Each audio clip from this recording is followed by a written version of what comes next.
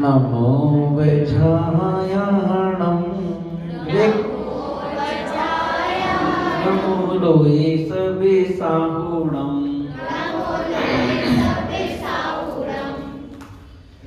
नमः श्रीवर्धमानाय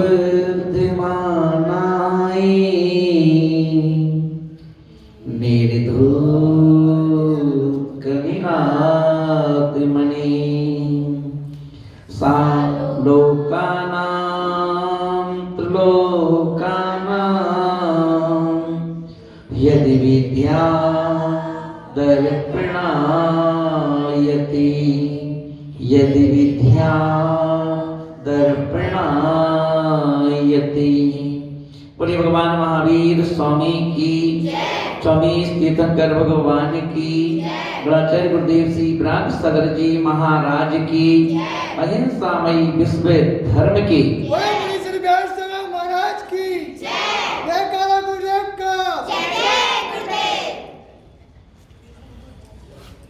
मरण के भेदों में एक भेद है अनुबीची मरण। कौन सा भेद है? हाँ हलो ऐसे कौन सा भेद है? अनुबीची मरण। अनुबीची मरण। अब अनुबीची जो मरण है वो क्या है? तो हम देखें कि धर्म की अपेक्षा से जिस दिन हमारा जन्म होता है उसी दिन से हमारा मरण चालू हो जाता है। जैसे अपन कहते हैं छोटी दिवाली बड़ी दिवाली, क्या छोटी दिवाली है कल बड़ी दिवाली है, ऐसा बोलते हैं ना अपन ना। तो दिवाली में बड़ी छोटी होती ही नहीं, दिवाली दिवाली है एक ही होती है। पर अपन ये देखेंगे वो एक दिवाली जो है ऐसे ही जो मरण है वह रोज होता है, रोज एक दिन नहीं होता है। मरण क्या होता है? रोज होता है। और वो कौन सा मरण है? अनुबीची मरण। जैसे बहुत सुंदर कर्मकांड में बहुत अच्छा उदाहरण दिया वृक्ष का। बड़े जंगल में कोई व्यक्ति वृक्ष काटने के लिए गया और अपने साथ में एक कुल्हाड़ी लेके गया और पेड़ अच्छा मोटा पेड़ है और उन्होंने क्या किया, उस व्यक्ति ने पूरी ताकत से कुल्हाड़ी का वार उस पेड़ पे किया और पेड़ हरा भरा पेड़ था। तो उसने पहली कुल्हाड़ी जो मारी, जैसा नहीं कि एक कुल्हाड़ी में वो नीचे आ गया, पहली कुल्हाड़ी जब मारी हल्का सा खाली एक कुल्हाड़ी का निशान बना बस। फिर उसने दूसरी कुल्हाड़ी मारी, फिर तीसरी मारी, फिर चौथी मारी, 4-5 कुल्हाड़ियां जब मारी तब जाके कुछ उसका जो ऊपर का छिलका था वो निकला। फिर उसने करके एक एक कुल्हाड़ी को और मारता गया और लगभग उसने 200 कुल्हाड़ी मारी। और 200 कुल्हाड़ियां जब वो उसके प्रहार को पेड़ पर मारे गए 200 बार, तब क्या हुआ, वो पेड़ जो था उसके आधा हिस्सा उसका पूरा लकड़ी से खत्म हो गया। अब खाली थोड़े से कहते ना हिलक रहा है, पैर हिलक रहा है, टूटा कटा नहीं पूरा पर हिलक रहा है। अपने यहाँ की भाषा है ना, हिलक रहा हो ना। तो ऐसे ही वो पेड़ जो था वो थोड़ा सा बचा रहा उस पे। और क्या हुआ, उसने 2-3 लकड़ी प्रहार और मारे और पेड़ तर्ज से नीचे गिर पड़ा। अब फिर प्रश्न पूछा गया कि ये बतलाओ कि वह पेड़ कितनी चोट के बाद नीचे गिरा। वो पेड़ टोटल उसने क्या किया, 300 कुल्हाड़ी मारी और 300 कुल्हाड़ी के प्रहार से वो पेड़ क्या हुआ, 300वीं कुल्हाड़ी जैसी मारी वो पेड़ नीचे गिर पड़ा। तो पूछा कि बताओ कितने प्रहार में? बोले कि एक प्रहार में टूट गया पेड़। और क्या है? पर भगवान महावीर स्वामी ने कहा कि ये बताओ पहली कुल्हाड़ी जब प्रहार मारा गया पहली कुल्हाड़ी का, तब भी तो कुछ हिस्से में पेड़ कटा ना। तो बोले कि पहली कुल्हाड़ी से ही पेड़ क्या हुआ, कटने लगा, दूसरे में कुछ और कटा, तीसरे में कुछ और कटा, चौथे में कुछ और कटा, और ऐसे ही हमारे जीवन का पेड़ एक एक दिन निकलने पर क्या हो रहा है, पेड़ कट रहा है।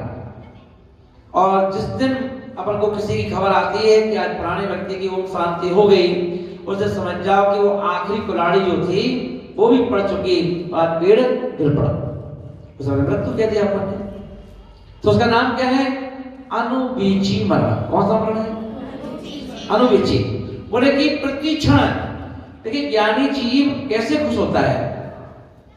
अब देखिए एक बार में भी एक दिन में क्या हुआ कि कमरे में बैठा था, अभी 2-3 दिन पहले की बात है, तो मैंने कहा कि देखो भाई मरण की तैयारी सबको करना चाहिए।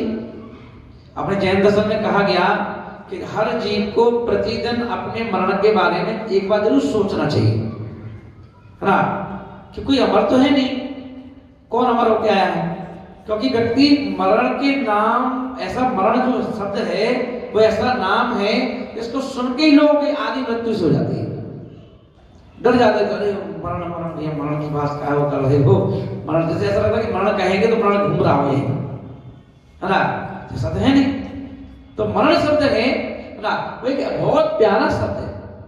अगर हम मरण शब्द को स्मरण करते रहते हैं तो हम क्या करते हैं, दुनिया में पाप करने से डरते हैं, पाप करने से डरते हैं। ऐसा व्यक्ति डरता नहीं है, कौन डरता है। किसी व्यक्ति को अब देखें, एक व्यक्ति क्या हुआ, हल्का सा स्वास्थ्य खराब हुआ तो उस समय खुद ही गाड़ी चलाई, उसने ड्राइव की, फर्स्ट क्लास, नाश्ता पानी करके गया और अस्पताल पहुंचा, और डॉक्टर अपना फ्रेंड था उसका, मैं आ रहा हूँ थोड़ा मुझे चेक कर दे, ठीक है आ जाओ, दोस्त थे, और जाके चेक करवाया और कहा कि देख भाई तू यार क्या कर रहा है, क्यों, कैंसर है।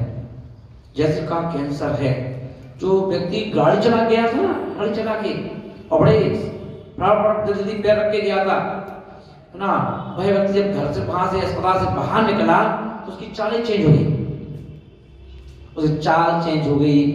और डॉक्टर ने कहा देख भाई तेरा लास्ट स्टेज है, तो अच्छा, और बाप, और जाकर के अब तो हाँ फैक्ट्री जाने वाला था, अब वो कहाँ चला गया, वापस घर, घर पर जाके बेड पे लेट गया। अब ऐसे लेट गया जैसे कि महीनों से बीमार हो। उससे घर वाले ने कहा चाय बना के दूं, अगले भी चाय भी, कोई चाय नहीं पीना है, खाना ला के दूं, हमें कोई खाना नहीं खाना है ना, अपने बच्चों में ही नहीं, क्या फायदा, तो बच्चों में ही नहीं। सोचो एक 10 मिनट के अंदर क्या स्थिति होगी, 10 मिनट में इतना अंतर आ गया कि साइकोलॉजी, जो साइकोलॉजी असर है वो हमारे माइंड में पड़ गया मरण का। तो कई व्यक्ति अपन देखें, स्वर्ग के देवताओं के पास एक माला होती है, उनके गले में माला, है ना, फूलों की माला होती है, और जिस समय उनकी आयु 6 महीने की शेष रह जाती है तब वो माला मुरझाना चालू होती है, और मुरझाती हुई माला को देख करके स्वर्ग के देवों को ये ज्ञान होता है कि अब मेरी आयु 6 महीने की बची है। कितने महीने की बची है, जो बोलो 6 महीने की। तो वो देवता क्या करते हैं, झूमने लगते हैं, झूम लगते हैं। झूम क्यों रहे हो भाई, कि देखो हमें पता चल गया ना कि अब हमारी आयु 6 महीने की बची है, तो मैं चाहता हूं कि 6 महीने अब पिक्चर नहीं देखूंगा, अब घूमने नहीं जाऊंगा, अब पूरा समय क्या करूंगा, मंदिर जी में, तीर्थ यात्राओं पर साधु के प्रवचन सुनूंगा, साधु के पास बैठूंगा। तो मुझे पता चल गया कि 6 महीने बचे, तो खुश हो जाता है ज्ञानी जी। और अज्ञानी जी को पता चल जाए कि मैं मरने वाला हूं 6 महीने बाद, तो क्या सोचता है, जो है उसका सुख लेना भी बंद कर देता है, ना खाएगा, ना पिएगा, ना किसी से बातें करेगा, ना उठेगा, ना बैठेगा, और टेंशन हो गई, बस 6 महीने बचे, एक दिन निकल गया, अब तो 5 महीने 29 दिन बचे, अब तो 5 महीने 28 दिन बचे, वो दिन गिनना चालू कर देगा। उसे शौक बंद, खाना पीना, हंसी मजाक सब बंद ना। आचरण को लेकर नहीं, जो समृद्धि जीव होते हैं वो क्या करते हैं, अगर उनको पता चल जाए तो क्या करते हैं कि प्रमोद मनाते हैं, और भक्ति चालू कर देते ज्यादा। अब मंदिर में भी 1 घंटे देते थे, अब 3 घंटे देंगे। 1 घंटा दोपहर को, 1 घंटा शाम को, 1 घंटा सुबह देंगे। अब घर में रहेंगे, जाप करेंगे, त्याग करेंगे, तपस्या करेंगे। अब खाने में टेस्ट नहीं बचेगा, अब त्याग तपस्या में टेस्ट आएगा। थोड़े कि ज्ञानी जी की पहचान। तपस्या सब लोग क्या ज्ञानी है? कितने लोग ज्ञानी है बताओ? ज्ञानी हो अज्ञानी हो? अज्ञानी है? चोरी करना पाप है कि पुण्य है? पाप है। ज्ञान पर कैसे कहता ज्ञानी है? जी बताओ, तो मालूम है कि नहीं मालूम है? अभी कहते अज्ञानी है, अज्ञानी होते तो ये कहते कि तो अपन ये देखेंगे कि ज्ञानी सब हैं। चोरी करना सबको मालूम है कि चोरी किसे कहते हैं, है ना? हर चीज पता है, हमें क्या करना चाहिए, हमें क्या नहीं करना चाहिए, हमें क्या खाना चाहिए, हमें क्या नहीं खाना चाहिए, है ना? हर चीज का ज्ञान है। फिर भी क्योंकि अपन जो अपराध करते हैं वो ज्ञानी ही करते हैं, ज्ञान में ही करते हैं। सबको मालूम है अगर ज्ञानी होते तो कागज खाए लगते, रोटी का खाते अपन।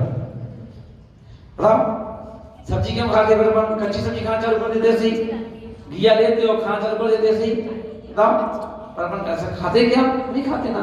ज्ञानी है, ज्ञानी है। और हम लोगों को जो बंध होता है कर्म का वो ज्ञान से ही होता है। क्या होता है? ज्ञान से। पता चला कि रोना है, अब रो रहे हैं, क्या करें? क्या रो रहे भैया? अब क्या करें, आदत में आ गए, फालतू बैठे थे, हमने सोची रो ही लो। फालतू बैठे हैं, अब क्या करें, रो ही लो। दिल्ली में हम लोग देख रहे थे, एक महिला थी अपनी बहुओं के साथ गाड़ी में गई शॉपिंग करने के लिए, अच्छे घर की थी। तो अब देखे रोड के अगल बगल में पैदल चलने वालों के लिए ओपन रहता है ना, फुटपाथ जिसे कहते हैं। तो उस फुटपाथ पर हम लोग विहार कर रहे थे। एक गाड़ी खड़ी थी, गाड़ी में गेट के बाहर एक महिला बैठी थी, अच्छे घराने की थी और रो रही थी। तो मैं जो लोग साथ में चल रहे थे, मैंने कहा पूछो अम्मा को कोई परेशानी है, कोई ऐसा कोई चोर वो कोई चुरा के ले गया हो, कोई छुड़ा के ले गया हो। जानी महिला यहाँ बैठे, अच्छे घर की थी, अच्छे कपड़े पहने थी। तो मैं रुक गया, मैं पूछा तो ना अम्मा कोई बात हुई क्या? नहीं। चोर चोर वो चैन तो नहीं ले गया? बोले नहीं वो है कड़े में है ना। तो मेरे और कोई बात नहीं? कोई बात नहीं। फिर आप यहाँ काहे को बैठे? कहीं वो बहू में है ना शॉपिंग करने चली गई सामने शोरूम में, और मैं बैठी गाड़ी में बोर हो रही थी, तो मैं बाहर निकल के आके बैठ रही फुटपाथ पे। तो रो गए हो रही हो, अभी मैं क्या करूं? बैठे मैं रो ही लो।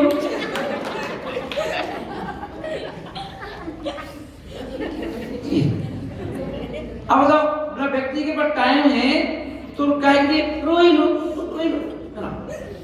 भैया जाप कर लो, कौन मना किया है? पर नहीं, क्यों? क्योंकि हम अनादिकाल से रोते हुए आए, अनादिकाल से रोते हुए आए, और रोते आए हैं। क्या होता है, हमारे रोने की आदत है ना। जब तक देख लो किसी व्यक्ति को दिन भर में हंसता कितनी देर है, सभी चेहरे देख लेना, तो मुंह बना के बैठ जाएंगे। ऐसा सांप सुन गया हो, अरे क्या दिक्कत है? जब भैया अच्छे खासे बैठे हो, कोई हमसे क्या मुंह बना के बैठ जाओ? हम तो अकेले कमरे में अकेले भी बैठे हो, कोई ना भी हो, तब भी हम मुंह बना के नहीं बैठ सकते। कोई जब भी प्रवेश करता है कोई नहीं है, इसको देख के हंस रहे थे, क्यों? देख के हंसा जाता है क्या? बताओ, खुश रहो अपने आप से बोलो, अपने आप से बात करो, है ना। जरूर ये कोई साथ चाहिए दूसरा, है ना, किसको बैठा के रखोगे, है ना? अपने हंसते रहो, मुस्कुराते रहो। ये अपना स्वभाव विभाव क्या है? मुंह बना के रहना। और हम देखते हैं कभी कभी यही कारण है कि हम लोगों को अपना खुद का चेहरा पसंद नहीं आता है किसी को अपना खुद का चेहरा है? अगर चेहरा खुद का पसंद आता होता तो व्यक्ति पर क्रीम पाउडर क्यों लगाता, फेयर एंड लवली क्यों लगाता, बोरोप्लस क्यों लगाता, बताओ, लिपस्टिक नेल पेंट क्यों लगाता, बताओ, क्योंकि उसको खुद मालूम नहीं कि हम जी लगा लो सुंदरता कैसे बढ़ाए बनने और चीजों से, है ना? क्यों? क्योंकि हमने अपने आप को बेकार कर लिया। क्या कर लिया? बेकार, अपने आप को बेकार कर लिया। यहाँ आचार्य महाराज बोल रहे हैं कि क्या करो भैया, कोई ना कोई प्रतिदिन हमारा ब्रेन वॉश करता है। क्या करता है? ब्रेन वॉश करता नहीं करता है ना? अब देखें अपन, होता तो ब्रेन वॉश है ही, कोई ना कोई बैठ जाएगा, अब वो ज्ञानी हो तो कर रहा है, नहीं हो तो कर रहा है, और लड़का बच्चे बैठे वो ही कर रहे हैं, और रिश्तेदार बैठ गए तो वो कर रहे हैं, तो ब्रेन वॉश तो रोज करते ही हैं। पर अगर हम थोड़ा सा विवेक लगा करके कोई मेंटर ढूंढ लें, वो कोई ऐसा मेंटर ढूंढ लें जो हमारा ब्रेन वॉश करे। जैसे मैंने ढूंढा एक मेंटर गुरु के रूप में, गुरु बना लिए, और गुरु ने क्या किया? मेरा ब्रेन वॉश किया और कहा, बंटी कहाँ संसार चागर में पड़े हो, क्या रखा है संसार में ना? अरे आप अपनी आत्मा का कल्याण कर सकते हो, अपनी आत्मा को परमात्मा बना सकते हो, है ना? हमेशा की खुशी चाहिए तो परिवार छोड़ दो, कभी कभी की खुशी चाहिए तो परिवार को ज्वाइन करो ना। तो मैंने कहा हमें तो हमेशा ऑलवेज खुशी चाहिए, और ऑलवेज चाहिए तो स्वागत है संग में आ जाओ। संग चला गया मार होगी। अब ऑलवेज स्माइल, ऑलवेज खुशी रहो, है ना? ऐसा नहीं है मुस्कुरा रहा हूं तो कोई कष्ट नहीं है, कि मुस्कुरा रहा हूं तो कोई दर्द नहीं है, मुस्कुरा रहा हूं तो कोई गम नहीं है, पर फिर भी गम में भी मुस्कुराने की आदत। मैं ऐसे कहा करता हूं, लोगों को सुनाया करता हूं कि दर्दे दिल किस तरह आया होगा, कि दर्दे दिल किस तरह आया होगा, गम छुपाना तो हमारी आदत है, दुनिया कुछ और समझती है, मुस्कुराना तो हमारी आदत है। तो ये भी तो कला है, मुस्कुराना सीख जाओ, मुस्कुराना सीख, रोना सीख सकते हो तो मुस्कुराना सीख जाओ ना, क्या दिक्कत है? जो महिला अकेले में रो रही है, बैठे बैठे वो रो रही थी और रो रही है, तो ऐसे हंसना सीख जाओ, कहीं कहीं बैठो हंसो, लोग क्या हो गया लोग कहीं पागल है, कहने दो, है ना? हमें लोगों को थोड़ा सफाई देना है, हमें लोगों को सफाई देना क्या? हमें अपनी लाइफ से खुश रहो, अपनी लाइफ में खुश रहो। हमें किसी से क्या मतलब? क्योंकि एक खुशनुमा व्यक्ति ही दूसरों को खुशी दे सकता है। जो स्वयं हंसता होगा दूसरों को हंसा सकता है, जो खुदे मुंह बना के बैठा होगा वो क्या दूसरों को हंसाएगा? हंसाएगा क्या? ना, तो खुद खुश रहोगे तो दूसरे हंसेंगे, दूसरे को उम्मीद रहेगी आपसे, चलो भाई क्या करें, महाराज के पास चलो, वहां बैठेंगे तो कम से कम थोड़ा चार बातें सुनेंगी, महाराज के पास जाएंगे तो हंस तो लेंगे, बाकी तो घर में कौन हंसा रहा है? तो बैठे रहो घर में, चाहे बेड पे बैठ जाओ, एक ही चीज रहेगी, मोबाइल निकल लो, बस मोबाइल में किसी से वो फेसबुक करो चलाओगे, कभी किसी को वीडियो कॉलिंग करोगे, और बस बाकी कौन हंसा रहा है? हंसा रहा है तो घर पे लाओ, या चाय बनाओ, या नाश्ता बनाओ, या रोटी बनाओ, या बस लगे रहो, कौन हंसा रहा है? तो इसलिए अपन हंसना सीख जाओ तो आप दुनिया को हंसा सकते हो, सबको हंसा सकते हो। कपिल शर्मा ने दूसरों को हंसाना सीख लिया तो आज कितना पैसा का पैसा कमा लिया, नाम का नाम कमा लिया। कपिल शर्मा वो सब देखते, तो जो स्वयं हंसता होगा कहीं तो दूसरों को हंसा पाता है। इसलिए आचार्य महाराज बोल रहे हैं ये तो बाकी रोना तो हमें आता ही अच्छे से, कोई तो कुछ हंसना आता है, रोना जरूर आता है, फप करो तो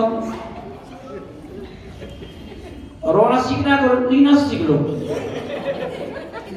इतनी स्टाइल से रोना सीखती है, बहुत अच्छा।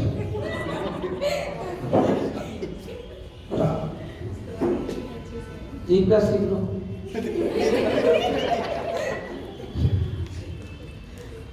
क्योंकि अपन देखेंगे इसके लिए डिग्री की जरूरत नहीं पड़ती, ये तो अपने पैदाइश से सीख के आते। क्योंकि जब जन्म होता है, और जब जन्म होता है तो रोते ही तो होता है जन्म। जिसको ही पता चलता है कि भाई हमारी डिलीवरी हो गई, तो कैसे पता चलता है? बच्चे की रोने की आवाज आती है, पता चल जाता है कि हमारी डिलीवरी हो गई, डिलीवरी हो गई भैया, है ना? कैसे मालूम? अभी तो भैया आवाज आई थी रोने की, है ना? तो रोने से ही शुरुआत होती है, रोने से, है ना। और हम देखेंगे, पर एक चीज बताऊं, मेरा जन्म रोते हुए नहीं हुआ, मेरा हंसते हुए जन्म हुआ था। हाँ, मेरा जन्म कैसे हुआ था? हंसते हुए, पता? क्योंकि क्यों रोते हुए जन्म? क्योंकि अपन तीर्थंकर बालक की परंपरा के हैं, और तीर्थंकर बालक कभी रोते नहीं है ना। नवीन जो है ना, नर्स बोली बताओ, जब अस्पताल में जन्म हुआ तो नर्स बोली बताओ ये कैसा बच्चा है, ये तो ना रो ही नहीं, मुस्कुरा रहा है ना। तभी उन्होंने कह दिया था कि ये तो विनोदी है, विनोदी, ये स्वयं हंस रहा है, दुनिया को हंसाएगा। तो हंसाएगा तो हंसते हुए। यहाँ पर आचार्य महाराज बोल रहे हैं कि ध्यान रखना कि क्या बोल रहे, कांटा कोई दे तो उसे गुलाब दो, और हंसना सीखना है। कोई तुम्हें कांटा दे तो उसे गुलाब दो, कोई तुम्हें गाली दे उसे रसगुल्ले खिलाओ। क्या जो गाली दे उसे रसगुल्ले खिलाओ, जो गुलाब, जो कांटा दे उसे गुलाब दे दो, है ना। तो ये ध्यान रखना, जिसने तुम पर कोई उपकार किया है, जीवन में एक ध्यान रखना, घर गृहस्थी में अपन रहते हैं, अगर जीवन में किसी ने तुम पर कोई उपकार किया है और कभी उस उपकार करने वाले से कोई गलती भी हो जाए ना, तो उस उपकार का ध्यान रख कर उसको क्षमा कर देना, तो आपको किसी के अंदर बुराई नजर नहीं आएगी। जो सोचो ना कि भाई ठीक है, उसने तो उपकार भी तो किया है हम पर, और उससे कोई गलती हो गई तो कोई बात नहीं, नो माइंड, है ना। उस उपकार को देखो, अगर उसने उपकार नहीं किया होता तो तुम देखने लायक भी नहीं होते, हाँ। तो इसलिए जीवन में कहा गया, ये सूत्र है, ये ध्यान रखना, अगर किसी ने तुम पर उपकार किया है और यदि उस उपकारी से कोई गलती भी हो जाए, बड़ी भी गलती हो जाए, तो उसको क्या कर देना, क्षमा कर देना, उसके उपकार को ध्यान में रख करके, तो जितना उपकार किया है तो आप जाकर कर सकते हो, संसार में रह सकते हो। क्योंकि ये ध्यान रखना, अगर हमें किसी भी रिश्ते के बीच में बार बार सफाई देना पड़े तो वो रिश्ता कभी भी चल नहीं सकता। रिश्ते में सफाई देना पड़े, रोज रोज क्या करना पड़े तुम्हारे लिए, है ना, कि भाई हाँ हम बहुत यश नहीं करते हैं, बहुत ध्यान रखते हैं, क्या बार बार जताना जरूरी है? क्या रोज रोज बताना जरूरी है क्या रिश्ते में? रोज रोज जताना पड़े, रोज रोज एक्सप्लेन करना पड़े तो क्या फायदा, कब तक करते रहोगे, है ना। तो इसलिए आचार्य महाराज बोल रहे हैं कि ध्यान रखो, दबाव और तनाव, बोलो दबाव और तनाव, हाँ, दबाव और तनाव में को सह करके, दबाव को सह करके और तनाव को सह करके जो उससे उभर सके वो व्यक्ति इंसान होता है, इंसान। तो ये ध्यान रखना, इंसान ही भगवान बनता है। क्योंकि पानी के समुद्र में अपन देखते हैं, बीच में जाते, बीच में गए कभी, बीच में तुम लोग गए, बीच में गए, देखा है बीच समुद्र के किनारा, कितने लोगों ने देखा है? देखा है ना, हाँ। तो बीच से समुद्र की गहराई दिखाई देती है क्या? ये दिखाई देती ना, खाली लहरें दिखाई देती है, वो लहरें आ रही हैं, किनारे की तरफ आ रही हैं, फिर वो लहरें से टकराती हैं, तो एकदम छींटे आते हैं, पानी आता है, हाँ, तो वो दिखता है। बाकी आप अंदर थोड़े जाते हो कि गहराई में उतर रहे हो ना। और रतन कहाँ होते हैं? गहराई में होते हैं, ना। ऐसे ध्यान रखना, दो चीजें एक सी होती हैं दिखने में, एक बीज काला होता है ना, बीज एक क्या होता है? बीज काला होता है, एक कोयला वो भी काला होता है, कोयला भी काला होता है। और अगर आपको मालूम हो, जितने भी ये हीरे पन्ने होते हैं ना, ये हीरे पन्ने कहां से आए? ये कोयला ही, कोयला होता है, कोयला ही रत्न बन जाता है, कोयला ही हीरा बनता है, कोयला ही कोहिनूर बनता है। कब कब बनता है? ऊपर पड़ा हुआ कोयला नहीं, जब कोयला बहुत सारे दबाव को सहन करता है और बहुत सारे तनाव को सहन करता है और हंसते हुए झेल लेता है, वही कोयला रत्न बन जाता है। और जो बीज है, आप देखते हो पहले जमीन को उपजाऊ बनाया जाता है और उपजाऊ बना करके फिर उसे मशीनों के माध्यम से एक एक बीज को जमीन के अंदर भेज दिया जाता है और जब वह बीज गहराई में पहुंच जाता है, तनाव और दबाव को सहन करता है, तो वह घना वट वृक्ष बन जाता है। तो तुम्हारे अंदर भी वट वृक्ष बनने की या रतन बनने की शक्ति है। यदि कब है? जब आप तनाव और दबाव को सहना सीख जाओ। तनाव को सीख जाओ, तनाव आएंगे, दबाव आएंगे, दबाव और तनाव आते रहेंगे, इनसे रहित कोई भी नहीं है। मैं भी नहीं हूं, मैं भी तनाव सहन करता हूं, दबाव सहन करता हूं, है ना। पर दबाव में और तनाव में आपको जीना आ जाए, लाइफ को कैसे जीना है वो आ जाए, तो आप इतिहास रच सकते हो। क्योंकि ध्यान रखना, जो पानी से नहाता है वो परिधान बदलता है। जो पानी से नहाता है, आप जब भी नहाते हो क्या करते हो? पानी से नहाते हो, नहाने के बाद क्या करते हो? कपड़े चेंज करते हो, हैं? कि वही कपड़े पहन लेते हो, कपड़े चेंज कर लेते हो। जो पानी से नहाता है वो परिधान को चेंज करता है, और जो पसीना से नहाता है वो इतिहास को रचता है। तो परिधान है ही नहीं है, पसीने पसीना है ना। और पसीना आता है तो हम देखते हैं कोई ना कोई इतिहास रच देते हैं। जैसे पसीने से नहाओ, पानी से नहीं। तो पानी से नहाओगे तो परिधान ही बदलना पड़ेंगे। इसलिए महानुभाव, हमें जीवन में क्या करना है?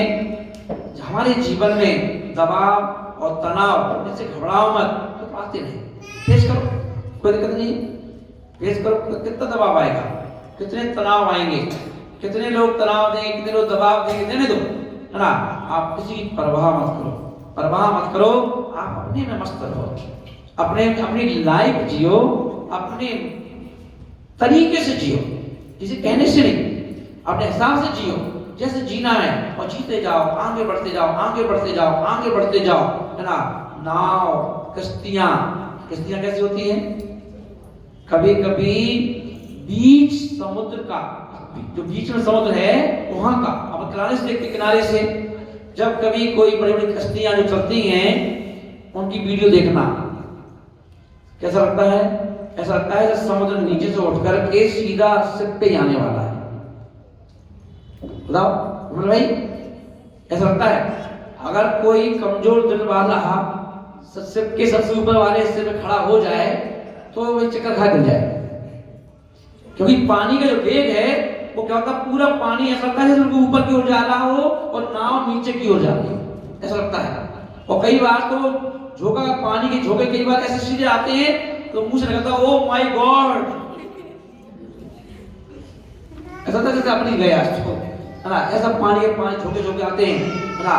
पर फिर भी उस नेवी में काम करने वाले 6 महीने उसी के अंदर रहते हैं, 6 महीने उसी के अंदर रहते हैं, है ना। और क्या करते हैं? पूरी यात्रा करते हैं, नौकरी करते हैं, जॉब करते हैं वहां पर, है ना। 6 महीने की जॉब होती है उनकी, खाली 6 महीने की छुट्टी, 6 महीने जॉब, फिर 6 महीने पहुंच जाओ। नेवी में जो काम करते हैं, है ना।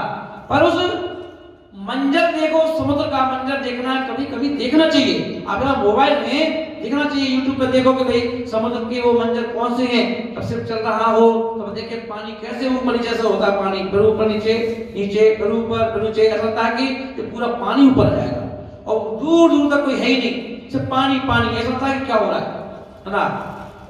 फिर भी वो कश्ती जो है ना परवाह नहीं करती और धीरे धीरे धीरे धीरे, चाहे ऊपर नीचे होना पड़े, हल्का सा, कभी ऊपर, कभी फिर नीचे, कहीं फिर ऊपर, कहीं फिर नीचे, ऐसी नाव चलती रहती है और धीरे धीरे बढ़ती रहती है, बढ़ती रहती है।